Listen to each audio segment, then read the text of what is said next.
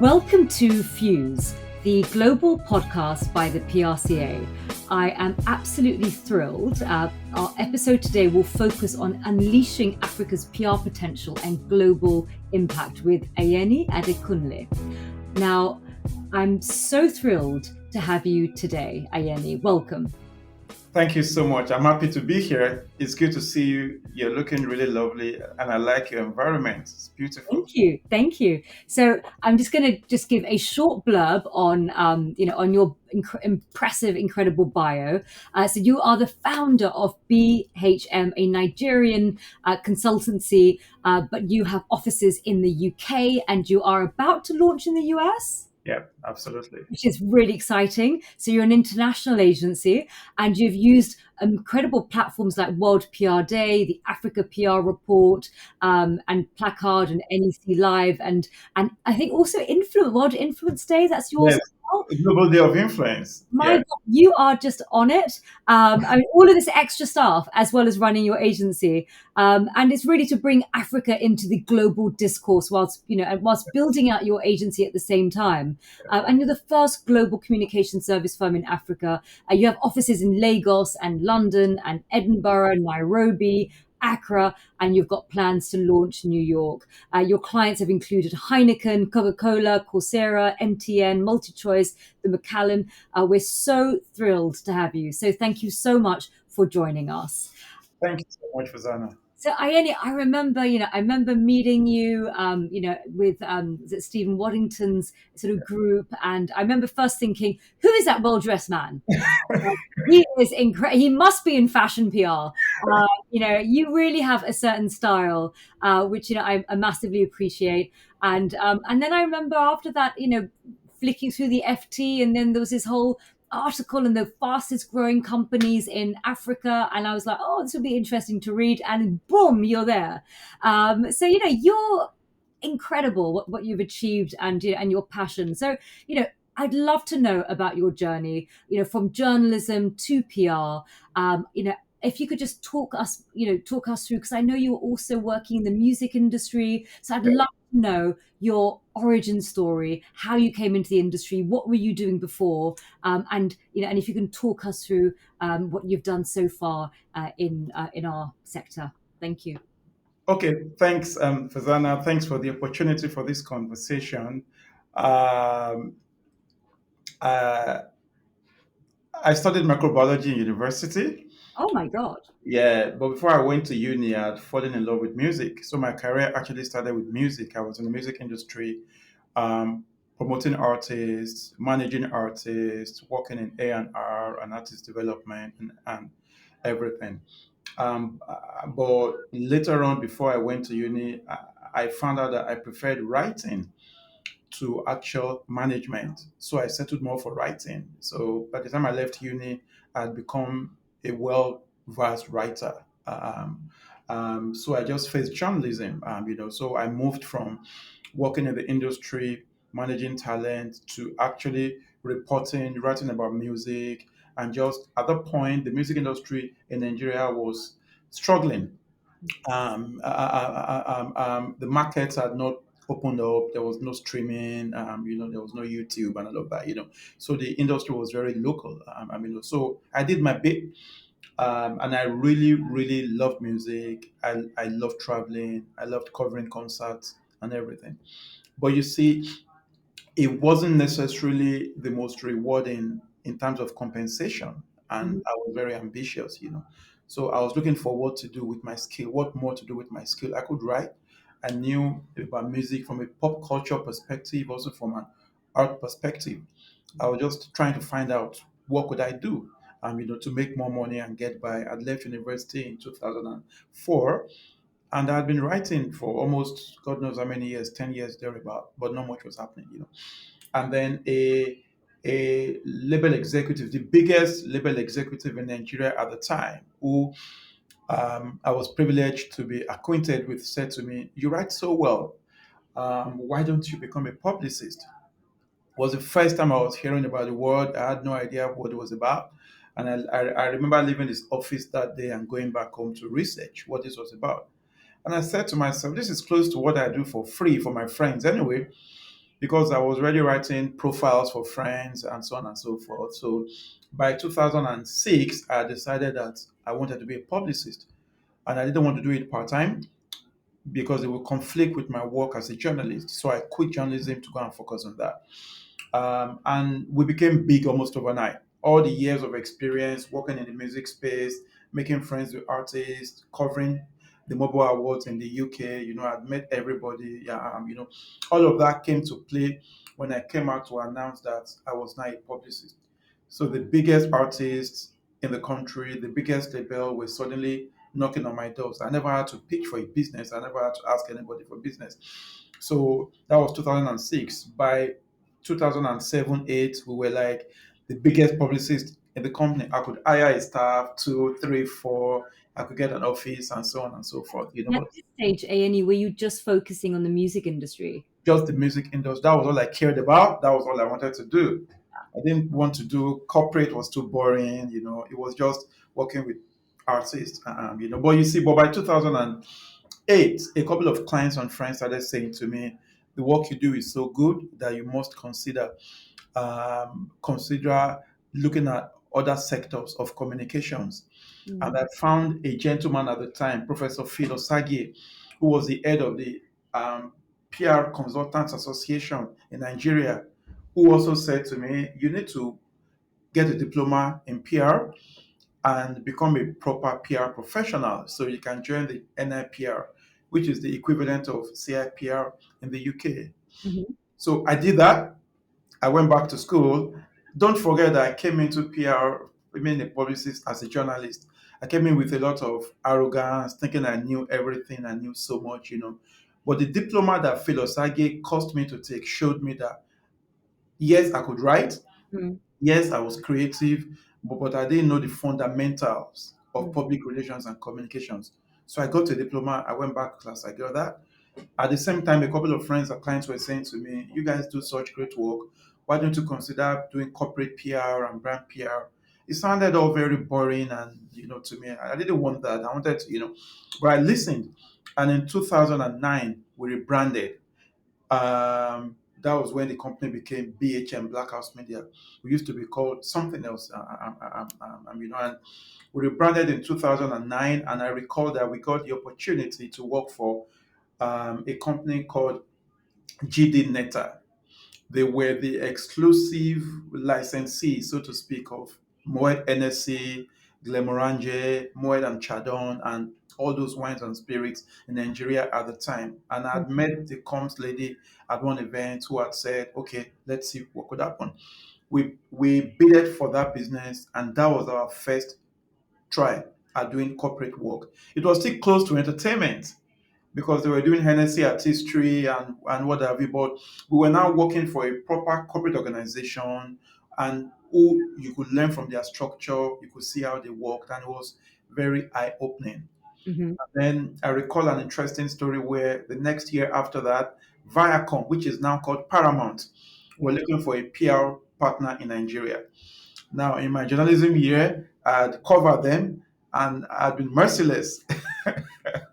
So now I'm here pitching for their business. And I recall the vice president at the time, Alex Okosi, who is now with Google, said to me, you were very, very, very, very, very, very, very, very, very stubborn. I remember how you covered our events, and now you want our business. But why should we give you our business? And I recall the answer to him. He said, I covered you as a journalist very objectively, very honestly, and very fairly. It may not have been the best way that you wanted it, but I Mhm. can assure you that if I were to be your PR consultant, I would also approach your work with the same honesty and dedication and fairness. And we got the business. Yeah, that's a very good response. One thing I wanted to ask you, because you segued from journalism to PR, like a lot of our listeners, there's a number of journalists that have come into PR. Did you find you had to adjust in terms of power balance? Absolutely. So, as a journalist, I was quite reputable and quite known. If I Mm. walked into an event and into a press conference, people would be careful. People would be worried, right? I was very, very, very, very, very powerful, quote and unquote, at the time. Mhm. Most of the corporate companies in Nigeria at the time were leveraging youth and entertainment to push their marketing. So I was relevant. So you were relevant, you were influential, you were powerful. But all of a sudden, you're on this other side where you are taking briefs and you're trying to win new business and you're doing client service. It takes a while to adjust. It was a shock to me. Journalism also lets you be in control of your time 100%. I could stay home for 3 days and just work on my computer and not leave home as a reporter, as a journalist. And I could go out at night and hang out with artists and colleagues and not have to be up until 10 a.m. the next morning. You cross into PR, you're doing meetings and RFPs, and then the equipment you need to work as a journalist from a word processing perspective is different from what you need when you cross to PR. You are suddenly dealing with Excel and PowerPoint, and all sorts. Yeah. So it takes a while to adjust, but if you are open-minded, you find that you come with very useful skill from journalism, very, very useful skill and experience and contact and network. But if you combine that with what you learn in PR, then nobody can stop you. I keep saying that journalists will do very well in PR and they know the newsroom. They know how to tell a story. So, but that's just one part of the work. If you then come into PR and you can learn strategy, and you learn the business and you pay attention. If you combine the both of them, then you're unstoppable. You know, you know. It's true. Two things that's quite interesting is you decided to do the diploma in PR. Yeah. Do you feel because you've never worked in a PR agency before, I so never stepped foot in one. so that's, I mean, I'm the same. I've never worked in a PR agency before. And I always used to think to myself, my God, it's the blind leading the blind. Yeah. And I always used to be absolutely fascinated to meet other agency people. And I would want to know all about their processes in detail because I felt it was this land that I didn't know. Yeah. And so I wanted to just find out that running a PR agency, having never worked in a PR agency, did you find doing the PR diploma, coming from a journalist background, was really helpful to you? And how did you overcome setting up an agency without having the experience? Yeah. So getting the diploma was very humbling Hmm. because I was already the CEO of my own company and I had to go to class every weekend and do all of that. But I learned so much that I then caused us to have a company policy to insist that all of our PR people must have a diploma in PR if they don't have a first degree in PR, because that's where you learn the theory. That's when you learn the fundamentals. And then, yes, you're in practice, you work day to day, but there's a framework that guides what we do. So, yes, I learned so much. It was very beneficial. And since then, I became unstoppable. I registered for CIPR, I started taking courses and everything, and I love it. But in terms of setting up the firm without having worked or even stepped foot in an agency before, I didn't have to overcome that barrier. It was actually a blessing. I think that what's made BHM very successful is that we designed our own way of how we think a PR company should run. We were not bogged down by the conventional wisdom. So every BHM consultant I say is a working PR agency because we make you understand every aspect of the work, because we say you must be able to advise your client from A to Z. So I found out later that a lot of agencies were structured around walls, media, research, monitoring, and I'm like, no, if I spend 1 hour with my clients, I should know enough about their business and know enough data to say, no, you can do that.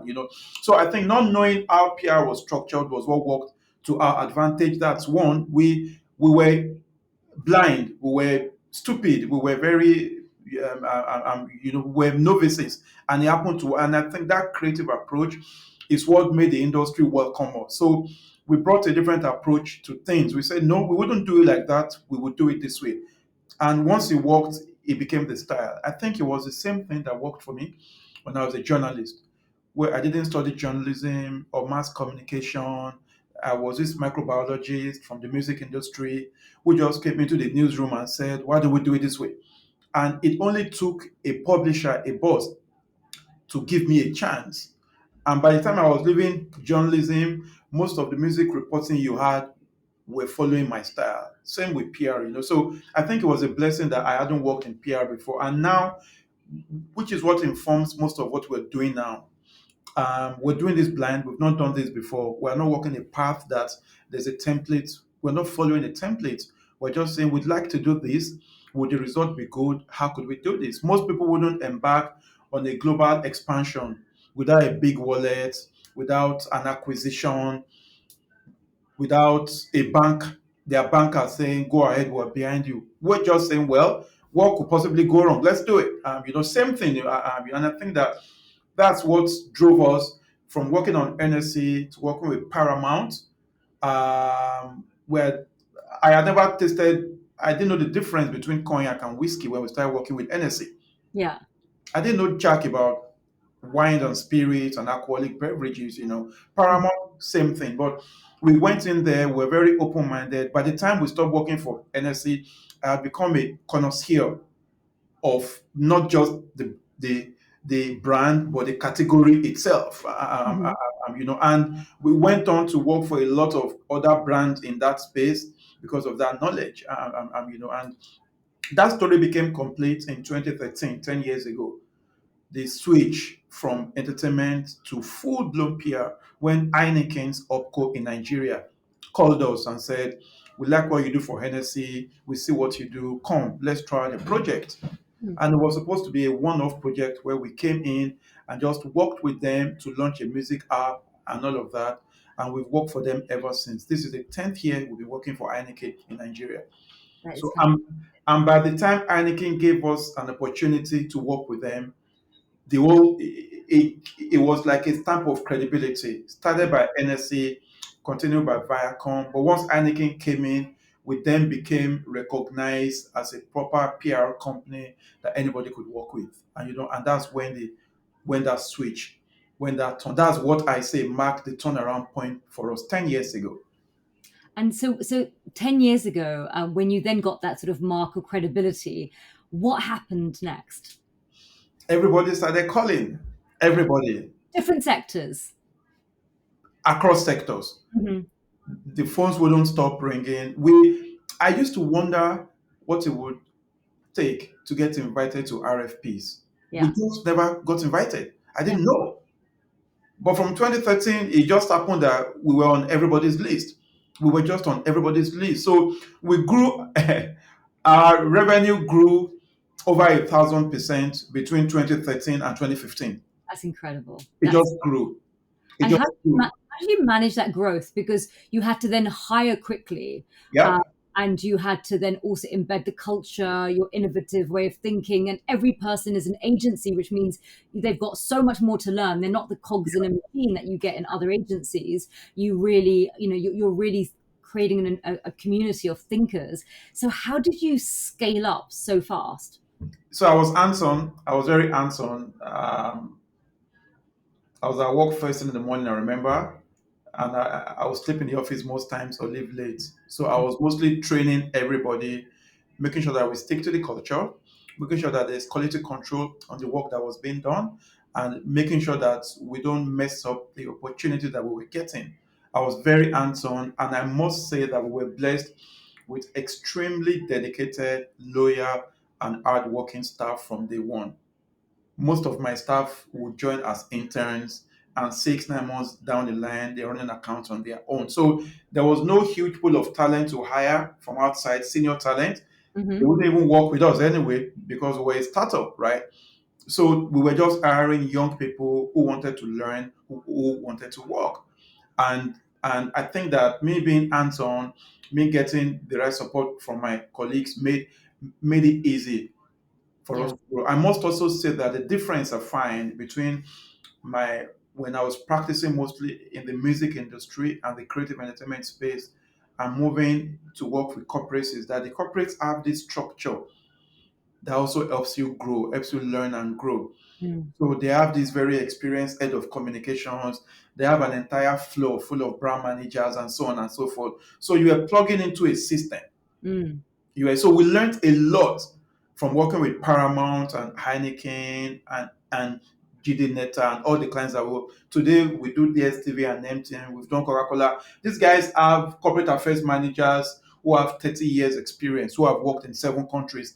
The template that we got from working with Viacom, BET, MTV, and so on and so forth, were the Yeah. things we adapted to work for other clients because MTV was an American company. They took us all over the world. We went to Europe with them. We went to America with them. They had Hmm. frameworks for everything.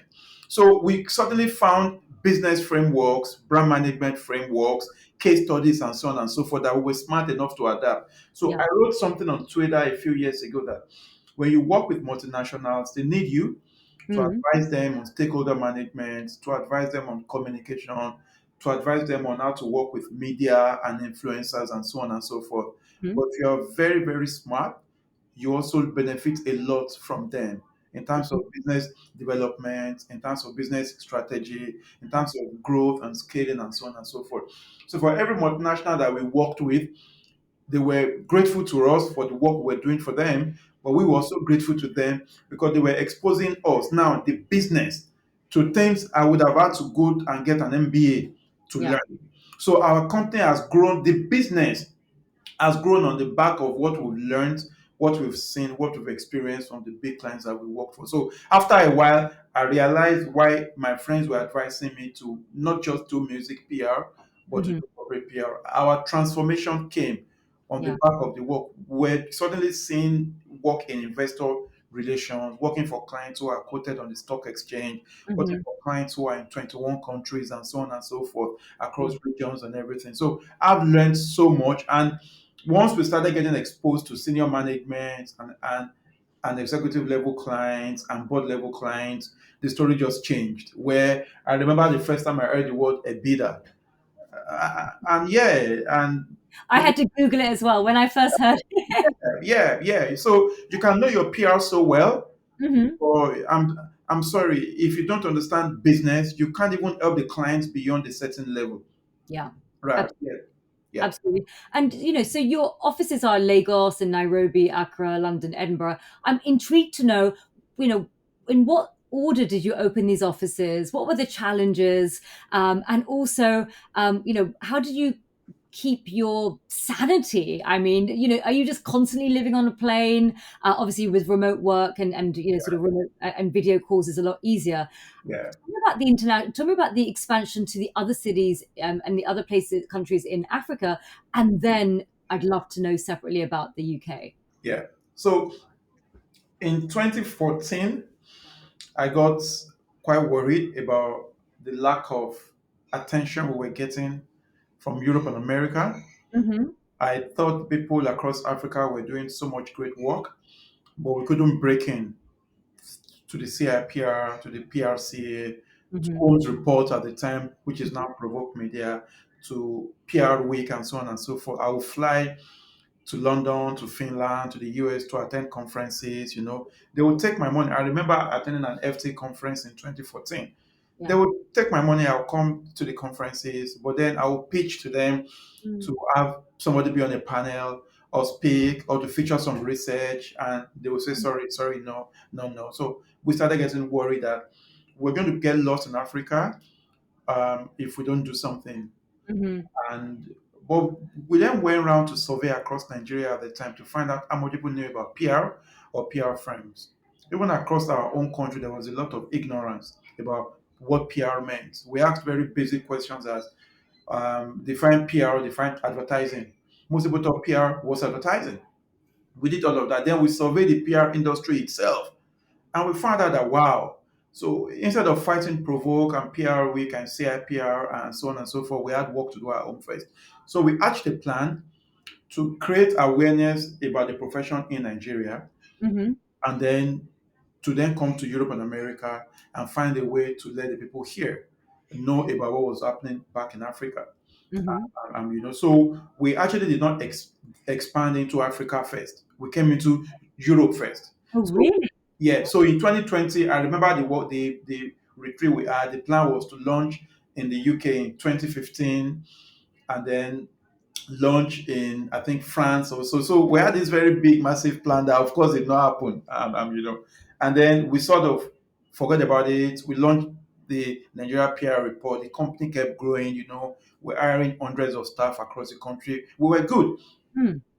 but then COVID came in 2020. and I was stuck in Nigeria initially. Hmm. And I remember when they were allowing people to fly, I flew to Edinburgh to be with my family, And in August of 2020, I just couldn't sleep. I remember this night, it was 29th of August.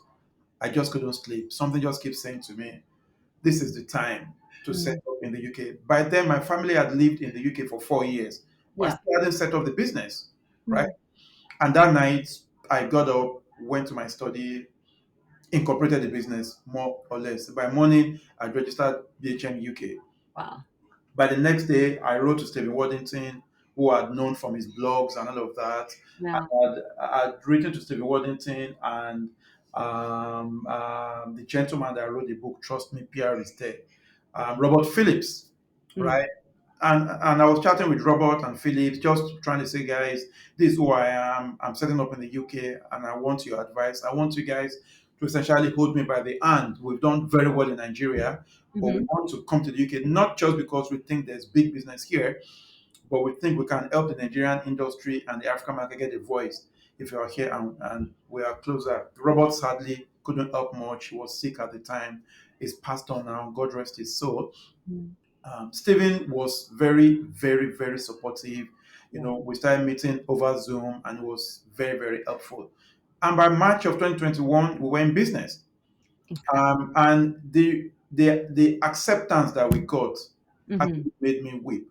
Hmm. Everybody welcomed us with open arms. The CIPR, the PRCA, Provoke Media, PR Week, the level of, and I said to my team, we could have stayed back in Nigeria fighting and complaining. Yes, it's cost us a lot to be here, but then, so we set up the UK first. And then based on our UK promise is to actually help the clients here in the Mm. UK understand Africa better. And we also have so many clients in Nigeria and South Africa and Kenya and who would benefit from understanding the UK market better. So it's a bilateral proposition Yeah. in a And a way. lot of market access consulting. Yeah, market Well, access consulting. That's yeah. it. So, yeah, so once we were set up in the UK and we got the recognition and we were established and we hired our first staff, we knew it was time to start selling around Africa because you can't sell an Africa promise and you're just in Nigeria. Yeah. And then we Because set it's got to up. be pan Africa. That's Yeah, especially a lot of the multinationals. yeah, They want to have to manage multiple different agencies and yeah, what is it, 54 countries in yeah, Africa. They want to have yeah, the continent yeah, uh, covered. yeah, yeah. Yeah. So And, and where you set up you set up in Ghana and and then Kenya. we set up Ghana and Kenya, and then we're following up with Rwanda and Ethiopia and all these other Tanzania and Kubo. We set up from a regional perspective first. So we set up Ghana to support Nigeria for Yeah. West Africa, and we Hmm. set up Kenya to support East Africa. And then from next year, we're going to then go deep into each of those countries. The plan is that by 2026, we want to be in at least 50% of African countries and not through affiliations or through freelancers, be there on the ground, with boots on the ground because of the culture, Yeah. because we want to make sure that what we promise the clients is actually getting delivered. And part of what we're doing to fast track that is, for example, the Africa PR and Com report that we did just to also say, until we get into this other market, what could we do to help ourselves and everybody else know the continent better. And When did you launch the Africa PR and Comms report? we launched that just about a month ago. And so was the whole thinking, was it for the audience outside of Africa to understand Africa, or was it for the internal audience in For Africa both, and the PR industry? for both, you couldn't even lay your hands on credible data, even within Africa on the industry, both from the agency side and from the Yeah. client side. So the idea, and we surveyed 29 countries, Hmm. right? In English and I think Portuguese and in French. And so the idea is to start something that can give us at least verifiable data. The PRCA has done some work in that regard. The CIPR has done some work in that regard. ECO has done some work in that regard. If you combine all of that, you Hmm. suddenly begin to understand the state of the industry. And but we did that as a way of helping even us understand Africa better to get it. Fantastic. We've done And that on PR. yeah. What we're doing next now is to do sectors. We're now going to banking, going into agriculture, into Yeah. technology, and so on and so forth. And what's your plan for the report? Are you going to issue this report every year, the same month? And then when you talk about you're going to do a deep dive into different sectors, are you going to release that for the next year's report, or is that going to be interim reports? Yes, so What's and how can people download it as well? yeah, so the plan is for the report to come out annually, Hmm. but there will then be interim reports on key sectors of the market. Okay. I'm right on democracy, on pop culture, Yeah. on sports, on fashion, and so on and so forth. I mean, and so that when we go to this report will still be presented in physical events. But the idea is when you go and speak in the US about Africa, really, what's what's the reference, right? When you Mm, go to Brussels, right, what's the reference? So it mm, starts from knowing PR better, but you want to also be able to understand the business landscape. And we're doing this not just for ourselves. We make these reports available for download for free yeah. because we want to encourage the growth of the industry. My vision is to be able to accelerate the African industry in such a way that it can occupy its space within the global conversation. And that cannot happen Mm, if we're not able to provide market access advisory, provide thought leadership, if we're not able to demonstrate mm, knowledge, what everywhere I go to, I'm not being asked about how can I appear in a newspaper or get a media mention. No, mm. people want intelligence, people want insight, people want perspective about what is happening on the continent. That's what we get paid for. Yeah. I'm right.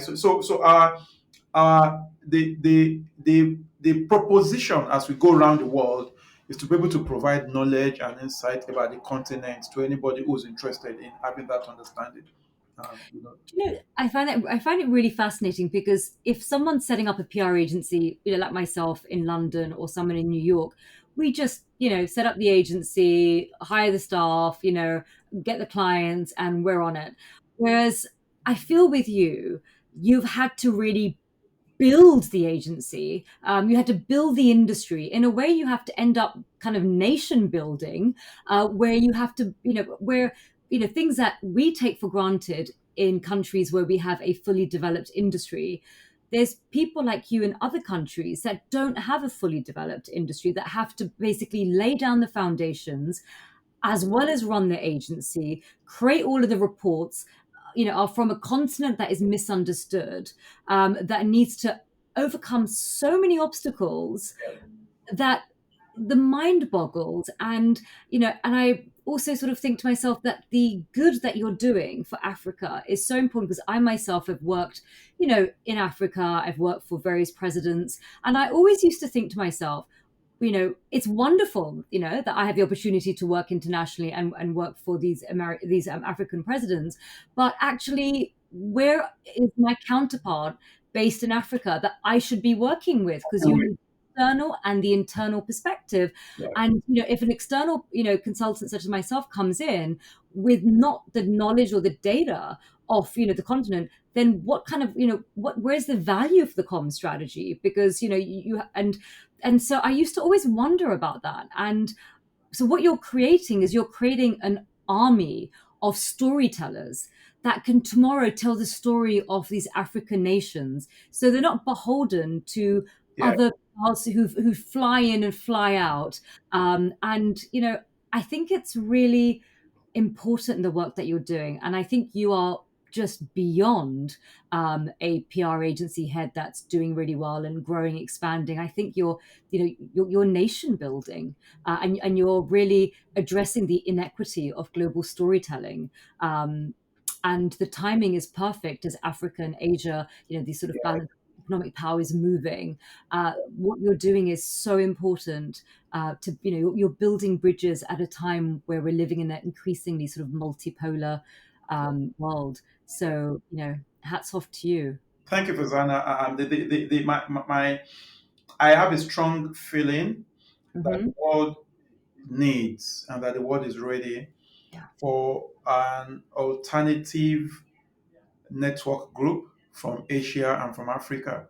It's not even because it benefits us, because I think that it benefits Europe, it benefits America. When you talk about diversity and equality and inclusion and so on and so forth, Um, um, whether you're working for Barclays Bank or for JP Morgan or for Apple and so on and so forth. I think that these organizations and democracies and bodies will benefit from consultancies, be it in accounting and in management and in communications, who bring the perspective of 1.3 billion people and growing to the table. What currently happens is that these businesses get awarded to the big four or to the Edelmans and all the big guys in Europe and America. Hmm. They are then divided up and they sit in Amsterdam or in Dubai or in London, and then they get into Africa through affiliations and partnerships and so on. I think that has gone on for God knows how many decades, and Yeah. then you find that some of the organizations like Edelman and Ketchum have really tried to invest and expand into Africa, which is good. But Mm. I think that reverse expansion, I think, is credible. I want to see a homegrown agency like Red Hill from Singapore be mainstream in New York and in London and be as big and can participate in global RFPs for the biggest companies on earth. I want to see BHM from Nigeria, this company with maybe 200 people and 90% of them are people of color, black people, okay, Hmm. be as mainstream, okay, and be able to approach big business. And I just think that at the end of the day, when you take a look at what you're building with Cousin, what I'm doing with BHM, what we're trying to do, right? At the end of the day, my pitch is that 1.3 billion people, whether you're Facebook or you're Apple, I am not saying give your entire global business to Cousin PR or to Red Hill. I am saying that as you take a look at your global portfolio, perhaps you have a chance to say, guys, the Africa part of our business, we're going to award it to this firm that can help us provide that one. Or we want to get to a point where in our internal communications, in our in-house team, because this is not just an agency problem, right? You find that even on the in-house teams and so on and so forth, you have people advising organizations who don't have a foot on the ground perspective to the issue that they're advising on. So I've seen the work you're doing, I've seen the work Jacob is doing with Red Ale and a lot of other people. I'm in New York all the time. I'm back in New York in a few weeks, and I'm just saying that we need to put in the work. So the work we're doing with Africa PR Report, with What PRD and with Plaqad is to say we won't fold our arms and say no. Why the business is not coming to Africa? Why is not competition? No, we're making the right investments. We're going to invest in technology. We're going to invest in research and data, and we're going to invest in actually building our companies, not just across Africa, but also being in Europe and America in such a way. And it just provides the opportunity for one person to break in. All I ask is for open-mindedness. Every room I go into it, I just say, guys, the US organizations went around the world on the back of their clients. If you study the global expansion that we speak about today, name any of the big networks, right? The entire China excursion from Europe and America went on the back of business. We don't have that. We don't have hundreds of African companies expanding into Europe and America. That's one. We also don't have banks who are saying, do you know, we'll go and acquire your next 10 companies. We're going to support you, right? Right. So you are in a point where portfolio investments, FDI, and what have you are flowing from Europe, America, and Asia into Africa.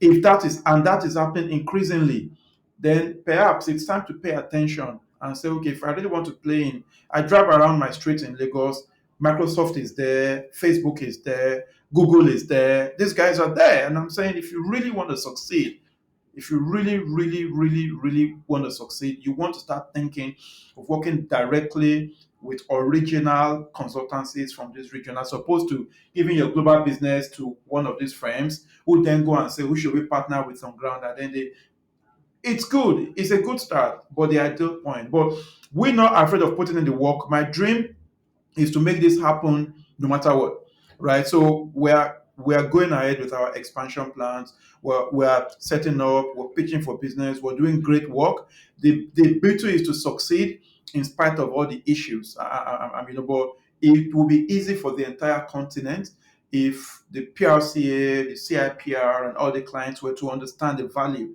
that the world benefits by saying your Asia strategy is succeeding because Farzana is there and she has this knowledge and this perspective and this understanding, and you factor that in what you're doing. And you're saying, Farzana, I'm sorry, you are in how many countries again across Asia or Africa? You are in 4. We want you to be in 40 by the end of next year. What do you need? Right? Okay, because we want to work with you in 40 countries across that region. What do you need? It's happened before. It happens with US firms, it happens with UK firms, where the client is saying, this is our plan for the next 10 years. This is our roadmap. We really want to work with you. You need to get ready to be in those markets. This is what you have to do. Right. So this is what I preach to governments in Africa. This is what I preach to clients in Africa. This is what I preach in New York. This is what I preach in London. We can't compete with Edelman for client business in New York. We have a lot to learn from Edelman and Fleischmann Hilliard and Ketchum and Ogilvy and Co. When it comes to running business for the clients and advising clients who do business in New York. But I'm sorry, I dare say that Edelman and Ketchum and Co have a lot to learn from us when it comes to advising the clients who do work across 54 African countries, 1.3 billion people. And we want an opportunity to be around the table and provide that perspective. All right. If the industry and the business community makes it easy for us, I would appreciate it. But whether they do it or not, we're on this mission and we're going to make it happen. And I guess with having your office in the UK and your soon to be launched office in the US, that's going to make it easier, because I imagine, when people are deciding which agencies to work with in Africa, sometimes people are scared. Sometimes people are certain. Sometimes people need to de-risk, and they're like, "Oh, we work with Edelman here in New York. They've got an office in Ghana. Let's just work with them." And I think it's about kind of building the sense of familiarity. Yeah. Which you're going to do, because you'll be like, we have an office in New York, we have an office in the UK. And so that strategy that you have is really clever, because what you're really doing is you're de-risking that decision-making process, because for them it's a leap into the unknown. It's into this this continent that that they don't understand and they don't know, and holding on. And it's a little bit like why McDonald's and Starbucks does so well. People travel around the world, they go to all sorts of countries, they leave their home, I don't know, in New York, and they go to I don't know, India, and the first thing they look for is a Starbucks. Because in a climate where you're uncertain and you feel adrift, you look for certainty. And that's why the McDonald's and the Starbucks and all of that does so well, because that's what people look for. So I think having building your brand in the UK and in the US will pay dividends, and you're already doing a fantastic job.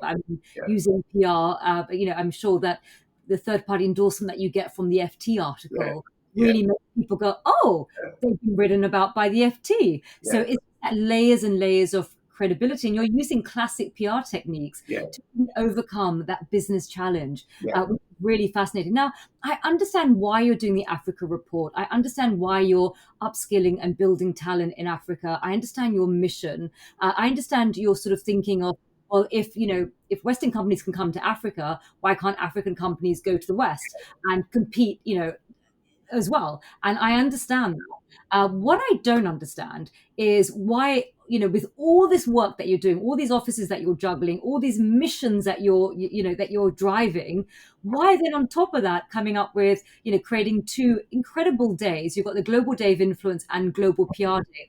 What was the thinking behind creating these 2 days? And I noticed that the Global Day of Influence is November the 22nd. Not only is my birthday, birthday of Edward Bernays. Edward Bernays, Know a little bit about the Global Day of Influence. Did you anchor it to November the 22nd because you've been secretly stalking me and or was it actually Edward Bernays, and what does he mean to you? Thank you so much. And now I can never forget your birthday again. So that's really, really good. So with what's going on around the world, um, if you look at Russia, Ukraine, if you Hmm. look at US China relations, if you come to Africa, if you see what's happening from Niger to Burkina Faso to Mali and so on, there's chaos everywhere, right? And you can see that people are benefiting from this chaos. Yeah. We designed the Global Day of Influence to create an opportunity to have conversations about using influence for good. People use influence for so many selfish reasons, oftentimes to actually divide people so they can manipulate them. Politicians, big business, big tobacco, big tech, and so on and so forth. So we say if we are PR people, PR is, in my mind, PR is one of the most noble professions in the world because it teaches people to be honest, Hmm. to be fair, to communicate with the intention of being understood. Right? PR, the ethics, and it's what drives how I live my life. The ethics. If we were able to guide our clients, our stakeholders, our principals, and so on, to even follow it at 50% level, if the presidents of all the countries of the world were to run their offices and run their countries on the back of the ethics of PR, I don't think most of the issues that we have around the world we would have it. In politics in my country, people say if somebody says good morning to you in politics, you literally should go to bed because it's most likely like 10 or 11 p.m. We've come to a point where we've accepted that politics is not a moral game. You can do anything to get into government. I'm sorry, if you get into government by all means possible, then you can't govern ethically. So we designed the Global Day of Influence as a way to teach ourselves, to remind ourselves, Mm. number one, to have influence. PR people are too quiet, too Mm. laid back. We should have the biggest profiles on LinkedIn and Twitter and Instagram if we are really the gatekeepers for Mm. professional ethics. Yeah. Our voices, we should be the thought leaders across sectors. So each time I open the FT or the Wall Street Journal or the New York Times or the Times of London and I see an article disparaging PR, I'm like, well, it's not your fault. The people who should be writing about PR for all these magazines should be PR people, not somebody who doesn't doesn't even know much about the Yeah. profession. So PR has been so demarketed, Yeah. so the PR, that we don't even have the influence, number one, that we should have. So for Global Day of Influence, we want to have the right influence. I want PR leaders to be respected and trusted and influential. Then we want to remind ourselves of this influence that we should hold, but also on the influence that we have on big business and big tobacco and big government and big tech, so that we can work with them to use their influence for good. Perhaps the world will get less of wars and conflict and all of that. That's the concept behind the Global Day of Influence. Yeah, I love that because the irony is that we're in the business of reputation, but PR people and our industry suffers. Yeah. So we know that's such an irony that our craft is reputation, but yet, when you say people you work in PR, you almost get an eye roll. Yeah. And also it's, people sort of assume that, that all you do is misconstrue and twist truth.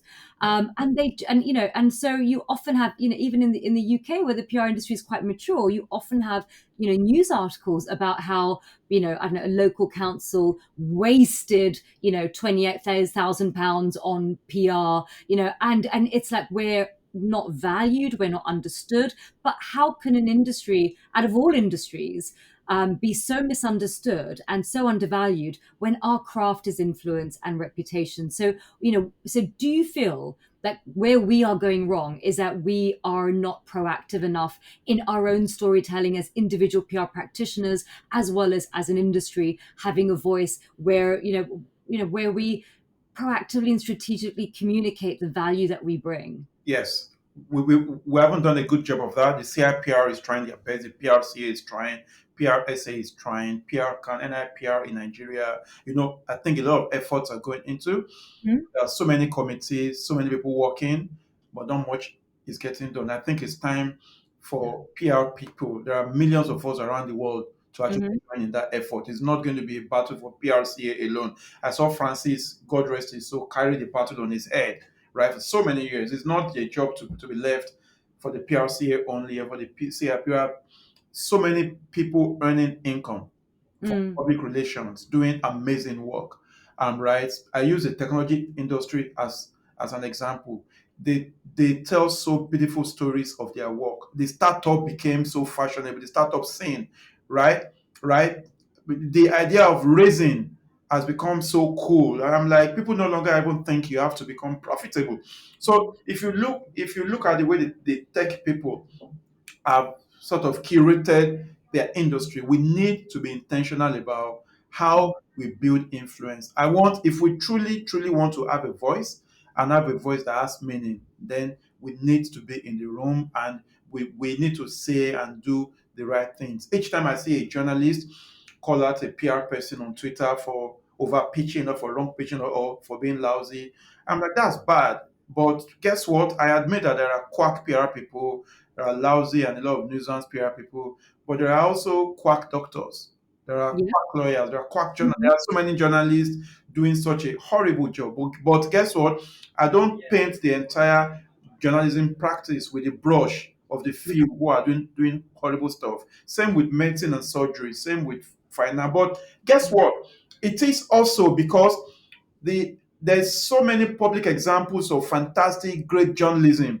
There's a Pulitzer Prize awarding such. So there are so many things that showcases great journalism that and they are mainstream and they are big. Same with from, but in PR we just speak to ourselves. Mm. So eco conferences, PRCA conferences, even the way we use Twitter Yeah. is Yeah. yeah. Even it's I'm like, no, it's time. So the investment we are making into the future, the fellowships we are creating, the scholarships we are creating, the projects we are doing, are to create, which was also why we created the word PRD. In addition to global day of influence, are to create platforms and opportunities that can extend public relations reputation into the rooms where we need to have the right reputations in boards, in the finance industry, in the insurance industry, in the technology space, in the academic space, and so on and so forth. Stephen is doing a PhD, and we've always talked about this gap between theory and practice, right? So at the point where it's seen as a profession that requires, so the work we're doing next is to get to a point where you can point out terrible journalists out there, but I'm Hmm. sorry, you can also point out a lot of amazing journalism out there. Yeah. You read the story of the nurse, the nurse that was just convicted a few days ago of killing babies. But you will also read hundreds of stories of medical practitioners doing fantastic work. You will see what the NHS is doing. But in PR, right? Yeah. Yeah. So we've not designed platforms and experiences and opportunities and all of that to showcase the way we are helping the world, we are helping governments, we are helping countries and industries and all of that. It's not become cool, it's not become fashionable, and it has to. Yeah, because a lot of people ask me in my career, why did you choose PR? Why would you want to be a PR person? You know, it's just not really well respected. But I absolutely, I love PR. It's quite interesting because we often counsel our clients when there's a negative sort of reputation or negative sentiment, is to not leave a vacuum where other people control the narrative. You Yeah, go in and control the narrative, but we've actually departed, and there are, of course, the PRCA and the CIPR and other players who are doing, a fantastic job, but they need the industry behind them. yeah, There's only so much they can do, and there's like people like Stephen Waddington and Sarah Waddington who, probably like you and for both of us who didn't come from a PR agency background, they put so much content out there to help people like us yeah, understand the industry and navigate the industry. So there's yeah, amazing people, but I think we obviously need more of them. yeah, Here in the UK, for instance, when the person outside of the industry thinks about PR, they often think about, on TV, we had this series when I was growing up, absolutely fabulous, which was about this fashion PR, and she was totally mad, and completely off her head, and alcoholic tendencies, and was high most of the time. And you got that on one extreme. On the other extreme, you've got PR represented as kind of shady political PRs who are shouting and screaming and super unethical, and kind of like a little bit Machiavellian, sort of yeah, pulling strings. So those are the sort of archetypes of PRs that we have in the sort of national conscience of, Yeah. and there's nobody really pushing through a positive. And we also had, unfortunately, we had some high profile sort of PR Yeah. people, like, when you had Bill Pottinger, Yeah. that had a very negative impact on the public perception Yeah. of PR, and then Max Clifford as well, who was Yeah. a celebrity PR person, Yeah. and the crimes that he committed. So we have definitely, need to step up our game if we are to be taken seriously. But what I wanted to know about the Global Day of Influence on November the 22nd, apart from buying me and sending me a lovely, generous birthday present, Absolutely. are your plans? Like, what does it mean? What are you going to do? What do you want other people to do? Are you going to So, have a toolkit that we can download to help us yeah. come up with our own initiatives? Yeah. Um, what's this? Yeah. What's this? So similar to what we do with What PR Day, the difference is here is that we're considering doing a physical event in London. COVID cost us 2 or 3 years. So this year we're thinking to do a physical event in London, more like a sitting event where you actually get to sort of explain to people what this means and what we're trying to achieve with this.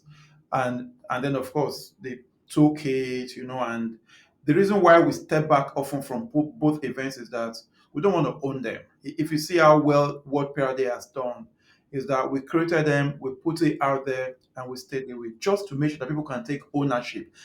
Because really, it's not for us. I want people to be proud to work in PR.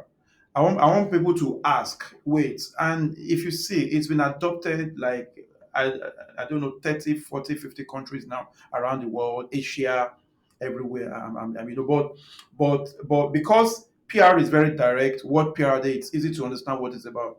When people ask me about global day of influence, I often have to explain that influence is not about people even confuse it with influencer marketing. I'm like, yeah, he has a role to play, right? Yeah. Because celebrities and influencers have a responsibility. In my country, in Nigeria, we've gotten to a point where people now advertise medicines and drugs that have not been approved by the drug body, right? And they use influencers just to bypass the I'm like, that has an impact. I'm saying we all need to be conscious about our responsibility. The parent has an influence on the child. That's how I see PR. I see PR and comes not only as what we do for the clients, and I keep saying it needs to be taught from elementary school, right? The way you manage your stakeholders, it's not only a business that requires to understand the skill, the the church, the family unit, communities, and so on and so forth. If we don't get that right, you are going to find people who have not been trained in the right way suddenly come into the world of work, and you expect them to be able to understand that this is the way to manage relationships. So for this year, we might do a physical event. I'm waiting for some go ahead on that. But the plan is to have a toolkit and to encourage people to own it as much as they can. I think the year before, we asked people to just identify who's had the most influence on their lives and why, just Mm. to kickstart a conversation. And people were talking about their parents and their Mm. grandparents. Somebody said it was actually their child, that their Yeah. child taught them how to love, right? Mm. And that just changed the kind of person that they were. So just to begin to draw attention to influence and what it means. But what I found from the research that we did was that most PR people did not consider themselves influencers. Mm. Most people who work in PR. And I'm like, no, but you have an influence over, if you work in house, I'm sorry, you have an influence over your principal. If you're agency, you are trying to sell, you are trying to get a client to think in a certain way or to Mm. move from a certain way or to take an action or not to take an action. You are an influencer. Yeah. Right? And if you're trying to get your way into the newsroom, if you're trying to pitch content Hmm. through the newsroom to an audience, you are trying to cause influence. So redefining influence to let us understand that it's not only when um, the Kardashian sisters or when John Legend, comes up and say, guys, I've got this new product. No, we all have influence in our different spheres. How do we want to use them? How do we choose to use them? In this case, we need to begin Yeah. using it for the PR profession, which we've not done. So when you step out every day, the way you conduct yourself on social media in your community, when you want to pitch to the media, when you pitch with a Hmm. client, do you present yourself in such a way that they say, wow, that person works in PR. PR must be a serious and noble profession. Or Hmm. do they think those guys must be jesters because of you? So from how you comport yourself, how you do your work, the kind of training you give yourself, the kind of knowledge that you acquire, how you carry yourself. Are you adding to the positive reputation for PR because of you? That's influence. So how do we begin? By using our own medicine. That is the start point. The end point is to be able to get to a point where we can have lasting influence on democracy and on business. Two aspects that I think will determine where the world goes next. And I think we've done a very poor job of both. Yeah, I completely agree, because I think all of us in our individual capacity, we're ambassadors. Yeah. And, a lot of us choose PR because we love the industry. And I think there's no greater way of showing your love than Yeah. you know, to promote the industry that you're in, by being the best self that you can. My last question for you, Ayeni, is on the topic of influence. Yeah. Who has made the greatest influence on you? And it could be more than one person. Okay, I didn't see that question coming, and it was not in the treatment. What's not? I would, I would say, I would group them. My parents. So my parents are late. I was adopted by the Ayenis. They are both late now. My dad died in 2011. My mom died in 2004. I think that would be the biggest influence in the person I've turned out to be, in my values and principles, hard work, and so on. Typical African parent, and that would be that. I would also say that I've got a community of friends who have really, really, really influenced my approach to business and my approach to how I live my life, my approach to family and everything.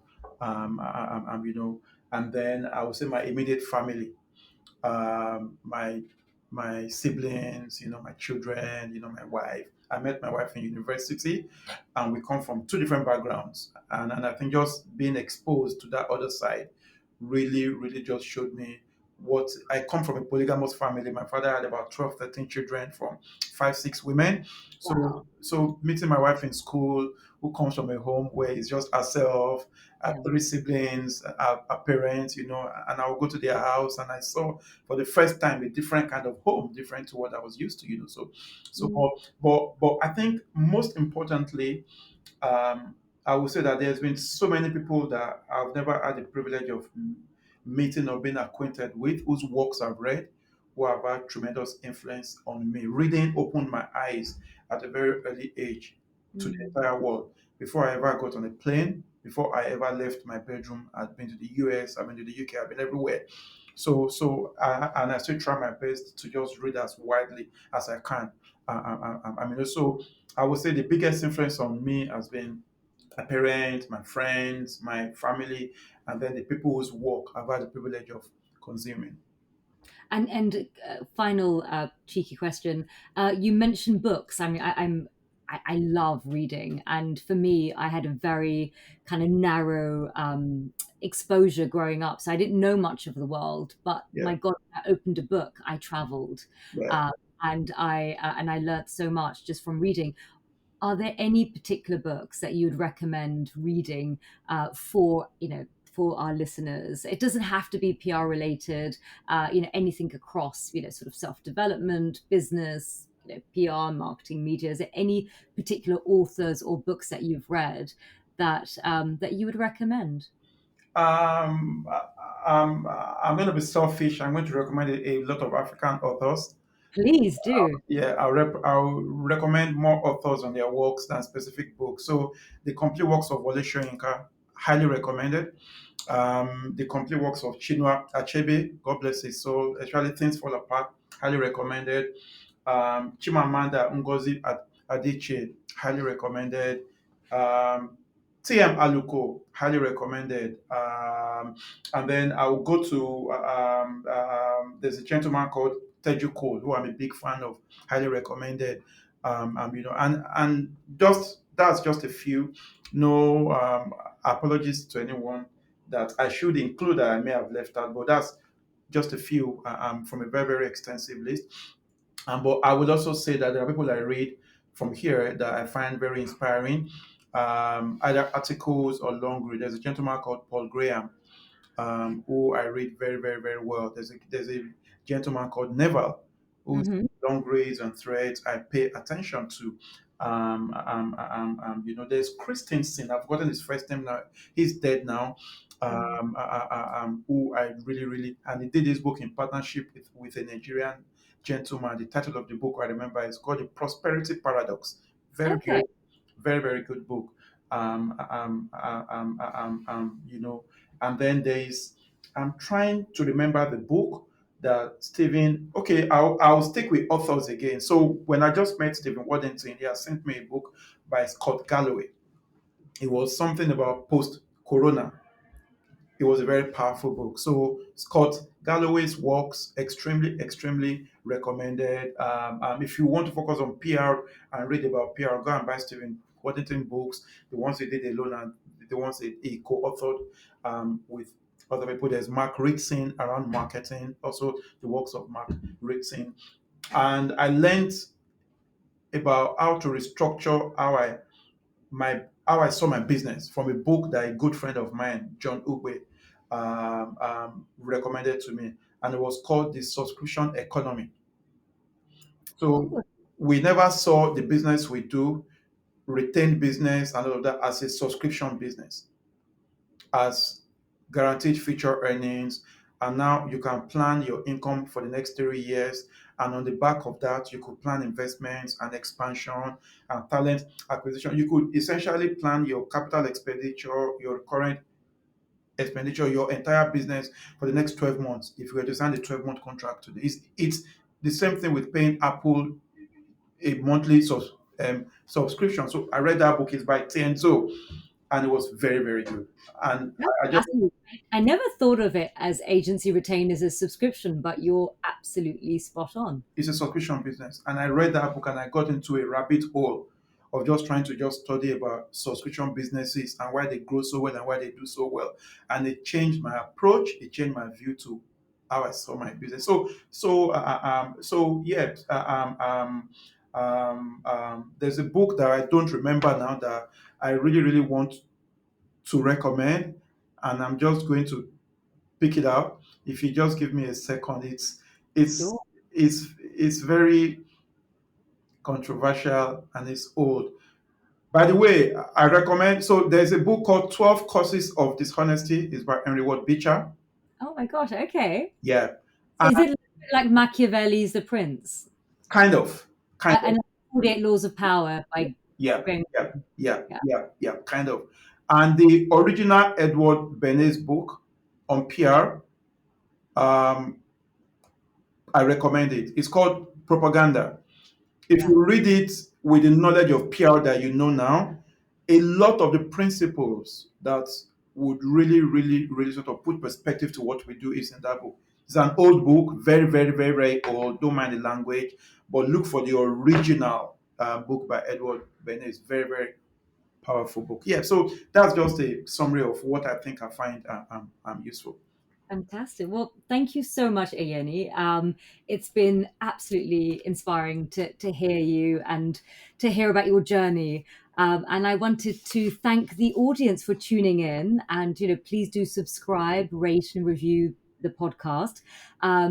What we'll try and do is also include the links to the books that Ayeni recommends, as well as also Ayeni's social media handles, which I believe your Twitter handle is Ayeni the Great. Yeah, across all platforms. Yes, I agree. Yeah, I love that. So, And you're on Instagram as well, Ayeni, yes, yes, LinkedIn. yes. And then the website for the company for people who want to learn more about the company is bhmng.uk and bhmng.com. fantastic, Thank you. brilliant. Well, we have lots of other exciting episodes coming up, so please do subscribe and please do follow Ayeni. He is a incredible mover and shaker in our industry, and we are so grateful that you've taken the time out for us. Thank you. Thank you so much, Farzana. I had fun. Thanks so much for the opportunity. Thank you for listening to this episode of Fuse. Our home online is prca.org.uk.